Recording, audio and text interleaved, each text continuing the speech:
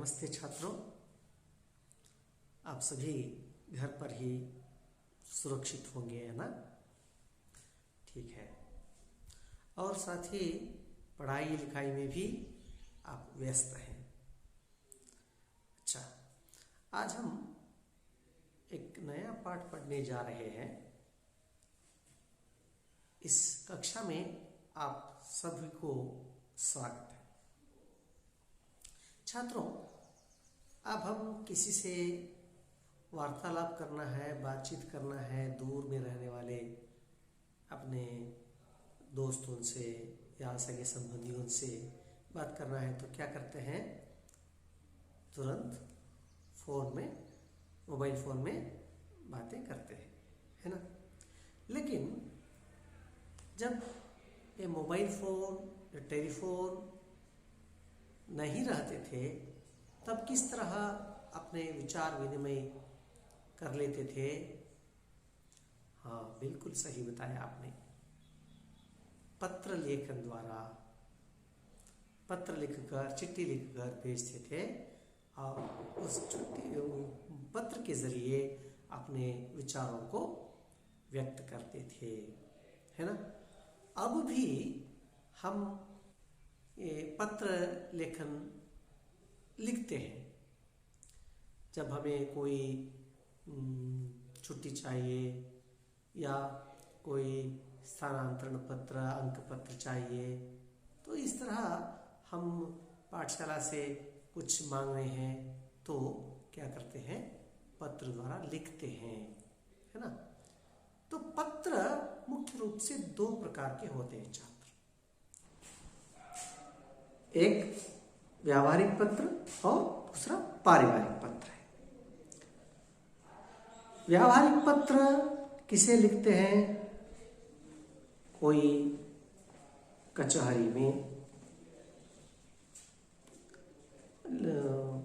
हमें कुछ चाहिए तो वहाँ लिखते हैं। पारिवारिक पत्र किसे लिखते हैं? माता जी को, पिताजी को, अपने भाई या बहन को, दोस्तों को पत्र लिखना है तो हम क्या करते हैं? पारिवारिक पत्र लिखते हैं। तो आज हम पहले एक छुट्टी पत्र लिखना देखेंगे छात्रों। कौन सा है पाठ? छुट्टी पत्र। अच्छा छात्रों, आज हम छुट्टी पत्र के बारे में जानकारी प्राप्त करेंगे। आप भी लिखते हैं ना छुट्टी पत्र? हाँ। तो इस पाठ का आशय क्या है? छुट्टी पत्र किस तरह लिखा जाता है, किस तरह लिखना है, उसे हम सीख सकते हैं इस पाठ से। यहाँ छुट्टी पत्र एक विद्यार्थी, एक छात्रा छुट्टी पत्र लिख रही है, उसे हमें पाठ के रूप में दिया गया है, तो हम उसे पहले देखेंगे छात्रों। अच्छा, अपना पाठ्य पुस्तक निकालिए। पृष्ठ संख्या 58, ಪುಟ ಸಂಖ್ಯೆ 58 ತೆರೆಯಿರಿ ಮಕ್ಕಳೇ. छुट्टी पत्र यानी रजे पत्र, ಲೀವ್ ಲೆಟರ್. ರಜೆ ಪತ್ರ ಬರೀತೀರಲ್ಲ ನೀವೆಲ್ಲ? ಹಾಂ, ರಜೆ ಪತ್ರ ಬರೆಯುವಾಗಲೂ ಕೂಡ ಒಂದು ಕ್ರಮಬದ್ಧವಾಗಿ ಬರೀಬೇಕು. ಈ छुट्टी पत्र ಅನ್ನೋದು ಕೂಡ ಒಂದು ವ್ಯಾವಹಾರಿಕ ಪತ್ರನೇ, ಒಂದು ಕಚೇರಿ ಪತ್ರನೇ.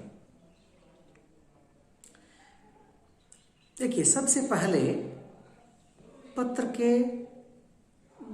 दाहिने ओर ऊपर के भाग में दिनांक लिखते हैं. क्या लिखते हैं? दिनांक 3/10/2017. प्रेषक,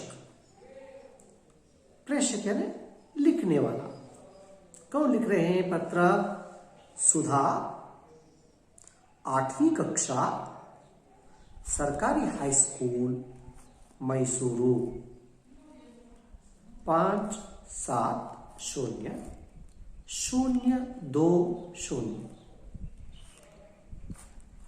उसके बाद सेवा में यानी हम जिसे पत्र लिख रहे हैं, पाने वाले का पता।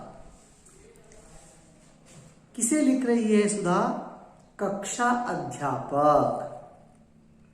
कौन? कक्षा अध्यापक, सरकारी high school Mysuru, pin code 570020। उसके बाद आता है संबोधन। किस तरह संबोधन करती है वहां? आदरणीय महोदय, आदरणीय महोदय।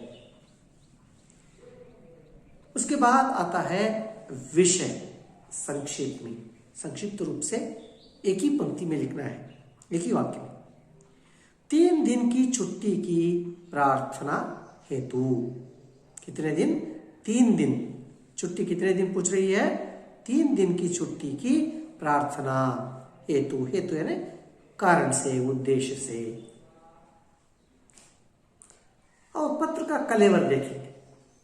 उपर्युक्त विषय के संबंध में आपसे निवेदन है कि दिनांक 4/10 यानी अक्टूबर 2017 से दिनांक 6/10/2017 तक मुझे अपने भाई की शादी में भाग लेने के लिए बेंगलुरु जाना है, इसलिए मैं विद्यालय नहीं आ सकती। अतः आपसे प्रार्थना करती हूं कि इन 3 दिनों की छुट्टी देने की कृपा करें।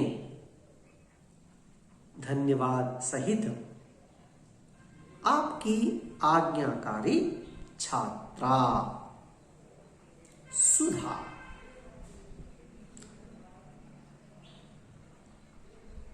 और इस ओर अभिभावक के हस्ताक्षर। अभिभावक यानी पोषक, पेरेंट्स।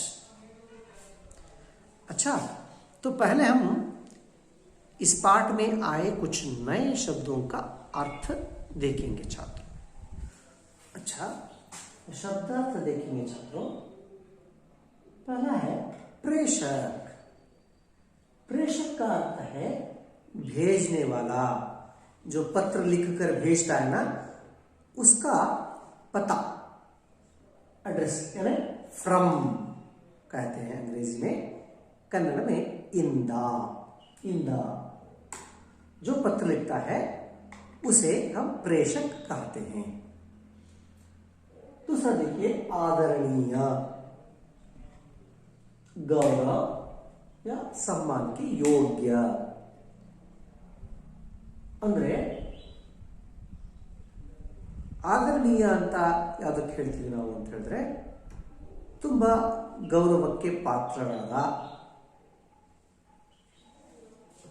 ಅವರಿಗೆ ಆದರಣೀಯ ಅಂತ ಕರೀತೀವಿ.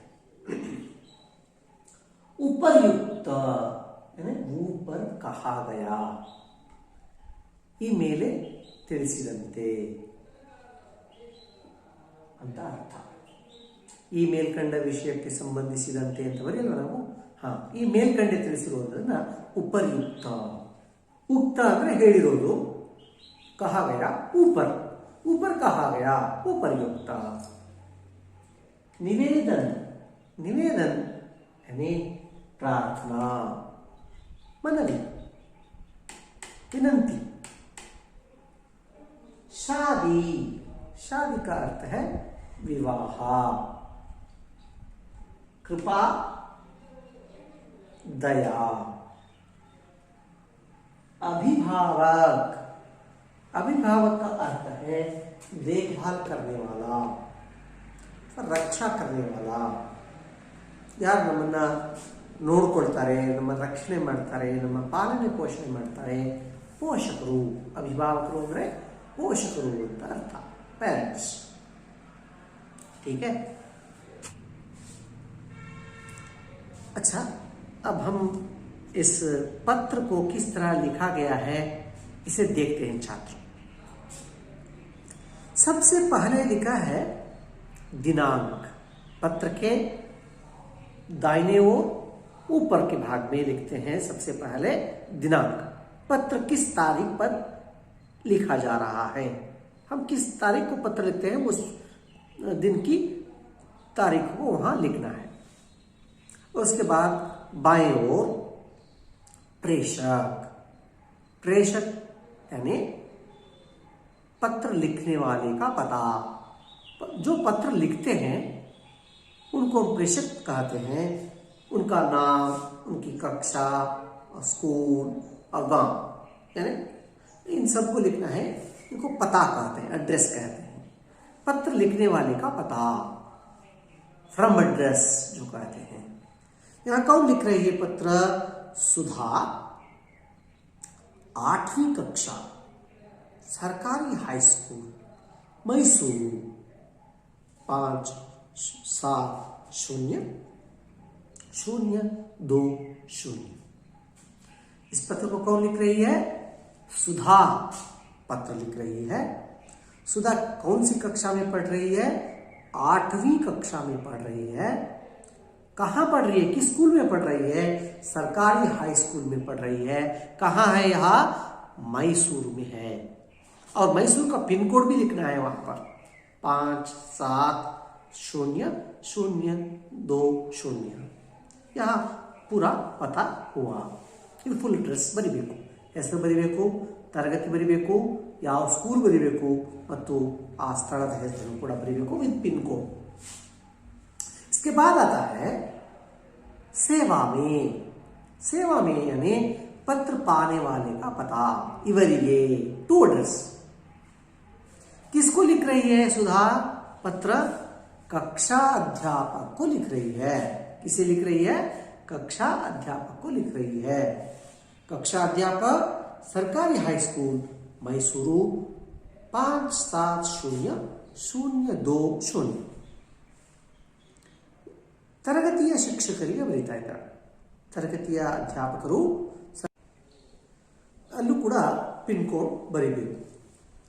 ಅದಾದ್ಮೇಲೆ ಏನು ಬರುತ್ತೆ? ಸಂಬೋಧನೆ। ಅವ್ರಿಗೆ ನಾವು ಏನಂತ ಸಂಬೋಧಿಸ್ತೀವಿ? ಆದರಣೀಯ ಮಹೋದಯ, ರೆಸ್ಪೆಕ್ಟೆಡ್ ಸರ್ ಅಂತ ಬರೀತೀವಲ್ಲ ಇಂಗ್ಲಿಷಲ್ಲಿ ಅಲ್ವಾ? ಹಾಗೆ ಇಲ್ಲಿ ಹಿಂದಿಯಲ್ಲಿ ಆದರಣೀಯ ಅಂದ್ರೆ ಗೌರವಾನ್ವಿತ, ಮಹಾಶಯರೇ, ಮಹೋದಯರೇ, ಮಾನ್ಯರೇ ಅಂತ। ಅದಾದ್ಮೇಲೆ ಯಾವ್ದು ಬರುತ್ತೆ? ವಿಷಯ। ಏನ್ ಬರುತ್ತೆ? ವಿಷಯ। ನೋಡಿ ಇಲ್ಲಿ ವಿಷಯ ಮೊದಲು ಬಾಡಿ ಆಫ್ ದ ಲೆಟರ್ನಲ್ಲಿ ಇದು ಅಫಿಷಿಯಲ್ ಲೆಟರಲ್ಲಿ ಮಾತ್ರ ಬರುತ್ತೆ। ಇದು ವ್ಯಾವಹಾರಿಕ ಪತ್ರದಲ್ಲಿ ವಿಷಯವನ್ನ ಸೂಚ್ಯವಾಗಿ ಮೊದಲು ಬರೀಬೇಕು ಒಂದು ಲೈನಲ್ಲಿ। ಪತ್ರ ಯಾಕೆ ಬರೀತಾ ಇದ್ದೀವಿ, ಪತ್ರದ ಉದ್ದೇಶ ಅದನ್ನು ಗೊತ್ತಾಗ್ಬಿಡ್ಬೇಕು। ಏನ್ ಬರೀತಾ ಇದ್ದಾರೆ ನೋಡಿ ಸುಧಾ? 3 दिन की छुट्टी की प्रार्थना हेतु। किस उद्देश्य से लिख रही है पत्र? उसे 3 दिन की छुट्टी चाहिए। 3 दिन की छुट्टी के लिए प्रार्थना कर रही है। इस 3 दिन की छुट्टी के लिए प्रार्थना करते हुए इस पत्र को लिख रही है। यह पत्र का उद्देश्य हुआ, विषय। और उसके बाद आता है पत्र का शरीर, पत्र का कलेवार, ಬಾಡಿ ಆಫ್ ದ ಲೆಟರ್, ಪತ್ರದ ಒಡಲು ಅಂತ ಹೇಳ್ತೀವಿ ಕನ್ನಡದಲ್ಲಿ। ಉಪರ್ಯುಕ್ತ ವಿಷಯಕ್ಕೆ ಸಂಬಂಧವೇ, ಉಪರ್ಯುಕ್ತ ಅಂದ್ರೆ ಮೇಲೆ ಹೇಳಿದಂತಹ, ಮೇಲ್ಕಂಡ ವಿಷಯಕ್ಕೆ ಸಂಬಂಧಿಸಿದಂತೆ ಅಲ್ವಾ? ಉಪರ್ಯುಕ್ತ ಅಂದ್ರೆ ಮೇಲೆ, ಮೇಲ್ಕಂಡ, ಮೇಲೆ ತಿಳಿಸಿದ, ಮೇಲೆ ಹೇಳಿದ ವಿಷಯಕ್ಕೆ ಸಂಬಂಧಿಸಿದಂತೆ। आपसे निवेदन, निवेदन ಅಂದ್ರೆ ಪ್ರಾರ್ಥನೆ, ಮನವಿ, ವಿನಂತಿ। ತಮ್ಮಲ್ಲಿ ವಿನಂತಿಸಿಕೊಳ್ಳುವುದೇನೆಂದರೆ ದಿನಾಂಕ 4/10/2017 से दिनांक 6/10/2017 तक मुझे अपने भाई की शादी में भाग लेने के लिए ಬೆಂಗಳೂರು जाना है। ಯಾತಕ್ಕೆ ಬೇಕಾಗಿದೆ? ಎಷ್ಟು ದಿವಸ ಬೇಕಾಗಿದೆ? 3 ದಿವಸ ರಜೆ ಬೇಕಾಗಿದೆ। ಅದು ಯಾವತ್ತಿಂದ ಯಾವತ್ತಿನವರೆಗೆ ಇದು ಬಹಳ ಮುಖ್ಯ. 4 ಅಕ್ಟೋಬರ್ 2007ರಲ್ಲಿ ಪತ್ರ ಬರೆದಿದ್ದಾರೆ, ಅವತ್ತು ರಜೆ ಬೇಕಾಗಿದೆ. 4/10/2017ರಿಂದ 6/10/2017 ಎಷ್ಟು ಸಾಯ್ತು? 4, 5, 6 3 ಸಾಯ್ತಲ್ಲ. ನೀವೇನು ಮಾಡ್ತೀರಿ? 4ರಿಂದ 3 ಸಾಂದ್ರೆ 4, 3, 7. 7/10/2017 ಅಂತ ಬರ್ದು ಬರ್ತೀವಿ. ಎಷ್ಟು ಸಾಗುತ್ತೆ ಆವಾಗ? 4, 5, 6, 7 4 ಸಾಗುತ್ತೆ. ಇದೆಲ್ಲ ನಾವು ಯಾವತ್ತಿಂದ ಕೇಳ್ತಾ ಇದೀವಲ್ಲ ಆ ದಿನವನ್ನೂ ಕೂಡ ಲೆಕ್ಕ ಹಾಕೊಂಡು ನಾವು ಕೇಳಬೇಕು. ಸೊ ಇಲ್ಲಿ ಸುಧಾ 4/10/2017ರಿಂದ 6/10/2017ರವರೆಗೆ ರಜಾ ಕೇಳ್ತಾ ಇದ್ದಾಳೆ. ಯಾಕೆ ಕೇಳ್ತಿದ್ದಾಳೆ? रजा याक बेकिದೆ ಅವಳಿಗೆ? अपने भाई की शादी में भाग लेने के लिए. उनकी भाई की शादी कहाँ होने वाली है? ಬೆಂಗಳೂರು में होने वाली है. ಅವರ ಅಣ್ಣನ ಮದುವೆ ಬೆಂಗಳೂರಿನಲ್ಲಿ ನಡೆಯುತ್ತಿದೆ. ಆ ಮದುವೆ ಕಾರ್ಯದಲ್ಲಿ ಭಾಗವಹಿಸುವುದಕ್ಕೋಸ್ಕರ ನಾನು ಬೆಂಗಳೂರಿಗೆ ಹೋಗಬೇಕಾಗಿದೆ. इसलिए मैं विद्यालय नहीं आ सकती. ಆದ್ದರಿಂದ ನಾನು पाठशाले बरलिಕ್ಕೆ साध्य ಆಗ್ತಾ ಇಲ್ಲ. अतः आप मुझे कृपा करके आपसे प्रार्थना करती हूँ कि इन 3 दिनों की छुट्टी देने की कृपा करें. ಅದರಿಂದ ತಮ್ಮಲ್ಲಿ ಮತ್ತೊಮ್ಮೆ ಕೇಳಿಕೊಳ್ಳೋದೇನು ಅಂದರೆ ಈ 3 ದಿನಗಳವರೆಗೆ ಅಂದರೆ 4 ಅಕ್ಟೋಬರ್ನಿಂದ 6 ಅಕ್ಟೋಬರ್ 2017ರವರೆಗೆ ನನಗೆ 3 ದಿನಗಳ ಕಾಲ ರಜೆ ಮಂಜೂರು ಮಾಡಬೇಕಾಗಿ ತಮ್ಮಲ್ಲಿ ಕೋರ್ಕೊಳ್ತೇನೆ. ಅದನ್ನೇ ಮಾಡಿ ಮಂಜೂರು ಮಾಡಿಕೊಡ್ಬೇಕು ಅಂತ ವಿನಯಪೂರ್ವಕವಾಗಿ ಕೇಳಿದೆ अल्वा. आपको भी इसी तरह लिखना है. पत्र के शरीर में स्पष्ट रूप से लिखना है कि आप लोगों को किस तारीख से किस तारीख तक कुल कितने दिनों की छुट्टी चाहिए. नंबर 1. नंबर 2, किस कारण से छुट्टी चाहिए. ಯಾವ ಕಾರಣಕ್ಕಾಗಿ ನಿಮಗೆ ರಜೆ ಬೇಕಾಗಿದೆ ಅದನ್ನು ಬರೀಬೇಕು. ಅವ್ರು ಇದೆಲ್ಲವನ್ನು ಕೂಡ ನೀವು ಸರಿಯಾಗಿ ಬರೀಬೇಕು, ವಿನಮ್ರವಾಗಿ ಬರೀಬೇಕು. ದಯಮಾಡಿ ತಾವು ಈ ದಿನ 2 ದಿನನೋ ಅಥವಾ 3 ದಿನಗಳ ಕಾಲ ನಿಮಗೆ ರಜೆ ಕೊಡಬೇಕು ಅಂತ ಕೇಳ್ಕೊಳ್ತಾ ಇದ್ದೀನಿ ಅಂತ. ಕೆಲವರು ಬರೀತೀರಿ, ಹೇಗೆ ನಾನು ಮದುವೆಗೆ ಹೋಗ್ತಾ ಇದ್ದೀನಿ, ರಜೆ ಕೊಡಿ ಸರ್, 2 ದಿನ ರಜೆ ಕೊಡಿ ಸರ್, 4 ದಿವಸ ರಜೆ ಕೊಡಿ ಸರ್ ಅಂತ ಹೇಳ್ತೀವಿ. ಹಂಗಲ್ಲ, ಯಾವತ್ತಿಂದ ಯಾವತ್ತಿನವರೆಗೆ ಯಾವ ಕಾರಣಕ್ಕಾಗಿ ರಜೆ ಬೇಕಾಗಿದೆ ಅನ್ನೋದನ್ನು ತುಂಬ ನೀಟಾಗಿ ಬರೀಬೇಕು. ಅದಾದಮೇಲೆ आपकी आज्ञाकारी छात्रा, पत्र के अंत में लिखना है आपकी आज्ञाकारी छात्रा ಅಂದರೆ ತಮ್ಮ ವಿಧೇಯ ವಿದ್ಯಾರ್ಥಿನಿ ಅಂತ. ಸುಧಾ ಸ್ತ್ರೀಲಿಂಗ ಆಗಿದ್ದಾಳೆ, ಹಾಗಾಗಿ आपकी आज्ञाकारी छात्रा ಅಂತ ಬರೀತಾರೆ. ಸಪೋಸ್ ನೀವು ವಿದ್ಯಾರ್ಥಿ ಆಗಿದ್ರೆ आपका आज्ञाकारी छात्र ಅಂತ ಬರೀತಾರೆ ಅಲ್ವಾ. ಅಷ್ಟು ಬರೆದು ಕೆಳಗಡೆ ನಿಮ್ಮ ಹೆಸರು ಅಥವಾ ಸಹಿ ಮಾಡ್ತೇವೆ. ಇನ್ನು ಎಡಭಾಗದಲ್ಲಿ ಅಭಿಭಾವಕ್ಕೆ ಹಸ್ತಾಕ್ಷರ ಅಂದರೆ ಪೋಷಕರ ಸಹಿ, ಪ್ಯಾರೆಂಟ್ ಸಿಗ್ನೇಚರ್. ನೀವು ಪತ್ರ ಬರಿತಾ ಇದ್ದೀರಲ್ವಾ, ಈ ಪತ್ರ ರಜೆ ಕೇಳಿ ಬರಿತಾ ಇದ್ದೀರಿ, ಬರೆದಿರೋದು ಸರಿಯಾಗಿದೆ, ನನ್ನ ಗಮನಕ್ಕೆ ಬಂದಿದೆ ಅಂಥೇಳಿ ನಿಮ್ಮ ಪೋಷಕರಿಗೂ ಗೊತ್ತಿರಬೇಕು. ನಿಮ್ಮ ಪೋಷಕರು ಗೊತ್ತಿಲ್ಲದೆ ನೀವೇ ಅಷ್ಟೇ ಬರ್ಕೊಂಡು ಸ್ಯಾಂಕ್ಷನ್ ಮಾಡಿಸ್ಕೊಂಡ್ರೆ ಮಾಡೋದಿಲ್ಲ ಶಿಕ್ಷಕರು. ಪೋಷಕರು ಕೇಳಿ ಹೌದಾ ಇವರು ರಜೆ ಕೇಳ್ತಾ ಇರೋದು ಸರಿ ಇದೆಯಾ ಅಂತ ನೋಡ್ತಾರೆ. ಅಲ್ಲಿ ಸಿಗ್ನೇಚರ್ ಮಾಡಿ ಕಳಿಸಿದ್ರೆ ಮತ್ತೆ ಕೇಳೋ ಅಗತ್ಯ ಬೀಳಲ್ಲ. ಇದನ್ನು ನೋಡಿದ್ದಾರೆ ಅವರು ರಜೆ ಯಾತ ಕೇಳ್ತಾ ಇದ್ದೀರಿ ಅಂತ, ಇದರಲ್ಲಿ ಏನು ಸುಳ್ಳಿಲ್ಲ, ಸತ್ಯದಿಂದ ಕೂಡಿದೆ ಅಂತ ನಾವು ಏನು ಮಾಡ್ತೀವಿ, ನಿಮ್ಗೆ ರಜೆಯನ್ನು ಕೊಡ್ತೇವೆ ಅಲ್ವಾ. ಹೀಗೆ ಪತ್ರವನ್ನು ಬರೀಬೇಕು ಮಕ್ಕಳು. ಇದೇ ರೀತಿ ನಿಮ್ಮ ಮುಖ್ಯೋಪಾಧ್ಯಾಯರ ಹೆಸರಿನಲ್ಲಿ ಬರೀರಿ ಅಂತ ಕೇಳಬಹುದು. ಅಥವಾ ಬೇರೆ ಕಾರಣಗಳನ್ನು, ನಿಮ್ಮ अस्वस्थता के कारण बताते हुए, अथवा अपनी बहन की शादी में भाग लेने के लिए, अथवा अपने माता पिता से के साथ कहीं किसी स्थान पर यात्रा जाने के लिए, इस तरह अलग अलग कारण देकर छुट्टी पत्र लिखने के लिए आपको कहा जा सकता है. ಬೇರೆ ಬೇರೆ ಕಾರಣಗಳನ್ನು ಕೊಟ್ಟು ಪತ್ರ ಬರೀರಿ ಅಂತ ಕೇಳ್ಬೋದು. ಬೇರೆ ಬೇರೆ ಹೆಸರಲ್ಲಿ ಬರೀ ಅಂತ ಕೇಳ್ಬೋದು. ಮುಖ್ಯೋಪಾಧ್ಯಾಯರ ಹೆಸರಲ್ಲೋ ಅಥವಾ ತರಗತಿಯ ಅಧ್ಯಾಪಕರ ಹೆಸರಲ್ಲೋ ಕೇಳ್ಬೋದು ಅಲ್ವಾ.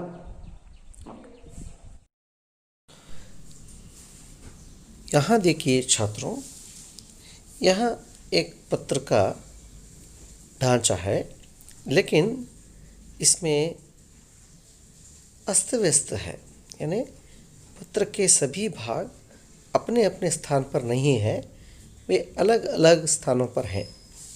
आप लोगों को क्या करना है, उन्हें ठीक क्रम से सजाना है। तो पहले कौन सा भाग आना था, उसके बाद कौन सा आना था, इस तरह। देखिए इसमें पहले पत्र का कलेवर है, बॉडी ऑफ द लेटर है, उसके बाद में प्रेषक है, सेवा में है, धन्यवाद सहित है, आदरणीय महोदय है, आपकी आज्ञाकारी छात्रा सुधा है, अभिभावक के हस्ताक्षर है, दिनांक है और विषय है। यह अस्त व्यस्त हुआ है, इसे आप ठीक क्रम से लिखना है। लिखेंगे? ठीक है।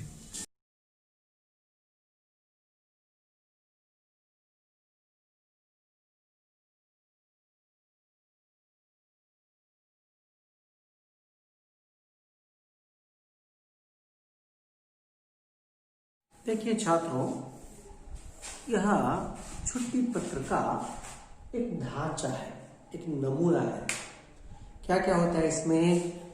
सबसे पहले यहाँ दिनांक लिखना चाहिए, और उसके बाद देखिए प्रेषक का पता, उसका नाम, कक्षा, स्कूल और स्थान। सेवा में हमें किसको पत्र लिखने के लिए कहा गया है? कक्षा के अध्यापक या प्रधान अध्यापक, और स्कूल का नाम और स्थान लिखना है। उसके बाद संबोधन, उन्हें हम किस तरह संबोधन करते हैं, पूज्य गुरु जी, आदरणीय महोदय आदि। और उसके बाद आता है विषय संक्षेप में होना चाहिए, एक ही पंक्ति में। और उसके बाद पत्र का कलेवर, बॉडी ऑफ द लेटर लिखना है।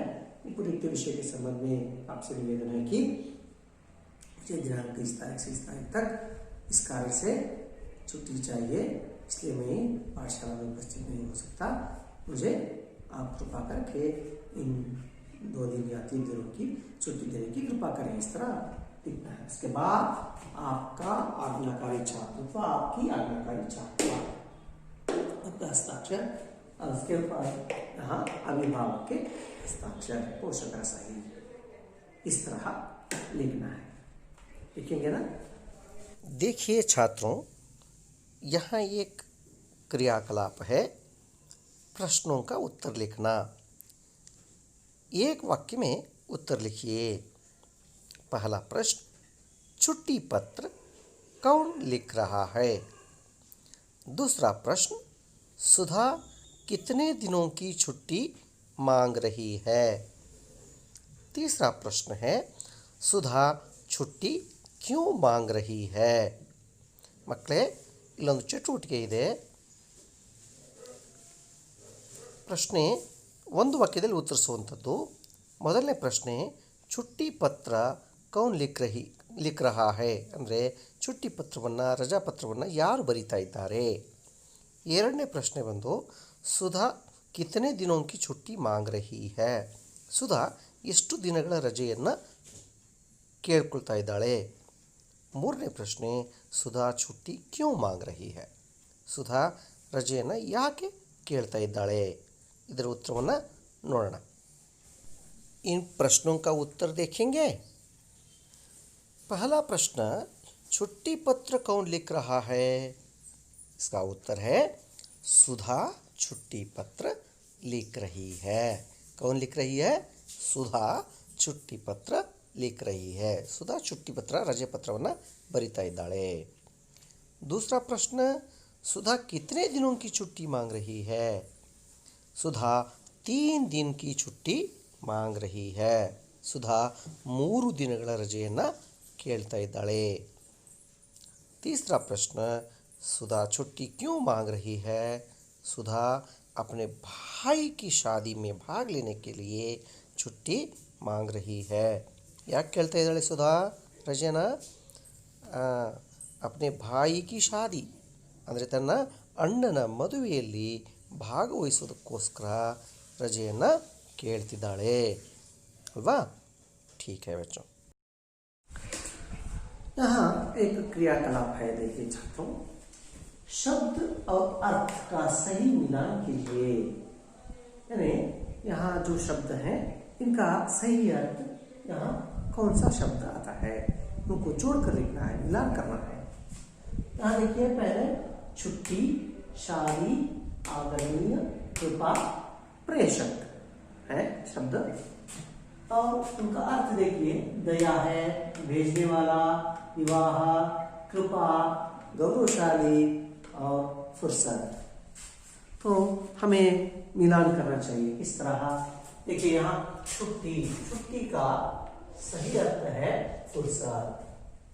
तो शादी का विवाह, आदरणीय गौरवशाली, कृपा दया और प्रेषक भेजना, है ना? इस तरह मिलान करना चाहिए. यहाँ देखिए छात्रों एक और क्रियाकलाप है. नमूने के अनुसार शब्द बनाइए. यहाँ एक नमूना दिया गया है, महोदय, महोदया. महोदय पुल्लिंग है छात्रों, इसका स्त्रीलिंग रूप है महोदया. तो इस तरह सदस्य, प्राचार्य, छात्र, शिष्य, इस तरह 4 और शब्द दिए गए हैं. इनका स्त्रीलिंग रूप लिखना है. सदस्य का स्त्रीलिंग रूप है सदस्या, है ना? प्राचार्य, प्राचार्या. छात्र के लिए छात्रा. छात्रा ಅಂದ್ರೆ ಸ್ತ್ರೀಲಿಂಗ, ವಿದ್ಯಾರ್ಥಿನಿ ಅಂತ. छात्र ಅಂದ್ರೆ ಪುಲ್ಲಿಂಗ. शिष्य, शिष्या. शिष्य का स्त्रीलिंग रूप क्या है? शिष्या है.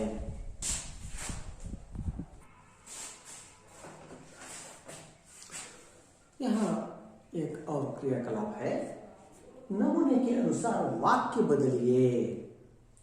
यहाँ एक उदाहरण के रूप में एक नमूना दिया गया है, मैं बेंगलुरु जा रहा हूं. यह एक वचन पुल्लिंग में है, मैं बेंगलुरु जा रहा हूं. उसको स्त्रीलिंग रूप में यहां बदला गया है, मैं बेंगलुरु जा रही हूं. यहां जा रहा हूं एक वचन पुल्लिंग है, जा रही हूं एक वचन स्त्रीलिंग है. तो इसी तरह यहां 3 वाक्य दिए गए हैं, एक वचन पुल्लिंग और बहुवचन पुल्लिंग में. उन्हें स्त्रीलिंग रूप में लिखना है. वह विद्यालय जा रहा है. वह क्या कर रहा है? वह विद्यालय जा रहा है. तो इसका स्त्रीलिंग रूप में कैसे लिख सकते हैं हम? वह विद्यालय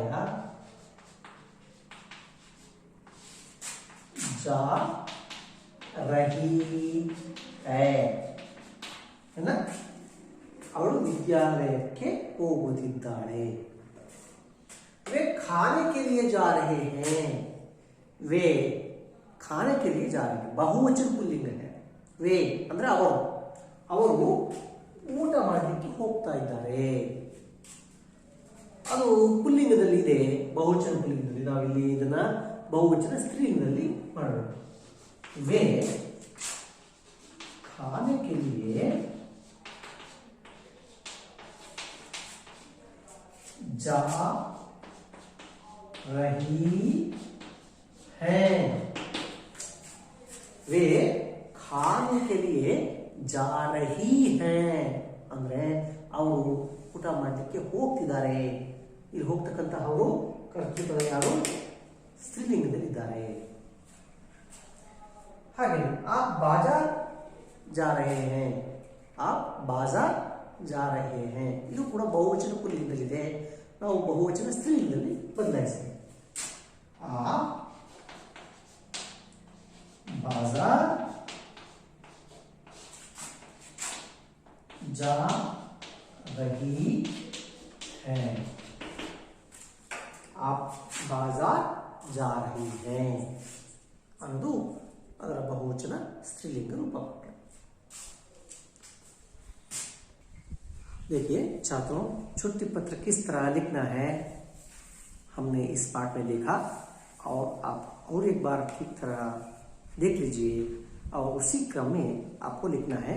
मैं आपको गृहपाठ के रूप में एक और इस तरह का छुट्टी पत्र लिखने के लिए दे रहा हूं, इसे आपको लिखकर आना है।